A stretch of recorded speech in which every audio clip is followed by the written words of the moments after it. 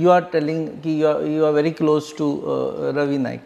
तो एक फिलिंग आसा की आतां जे बाय इलेक्शन आसा, let Ravi Naik's legacy which is by Ritesh, let him continue, unopposed येवनी किंवा इलेक्शनूच जावचें न्ही, हे दोन प्रस्ताव सध्या चर्चेन चल्ल्या.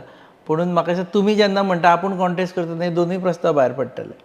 हय दोन्ही तुमकां दिसना की रितेशान टेक ओवर करचें? तुम्ही आता म्हटलें की म्हजें relation with Ravi Naik and his family हें आमचें पर्सनल रिलेशन.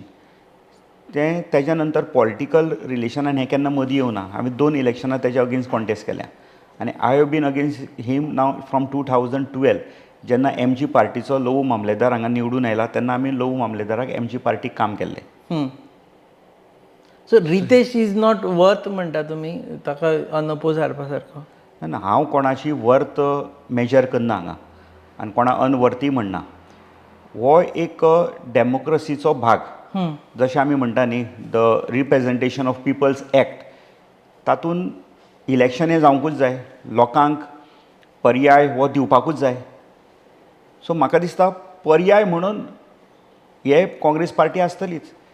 BJPक पर्याय कोण? आज गोंयांत BJPक पर्याय पळयतना कोण पळयता? Congress is a main party, principal party. तुम्ही पळयतात GNH.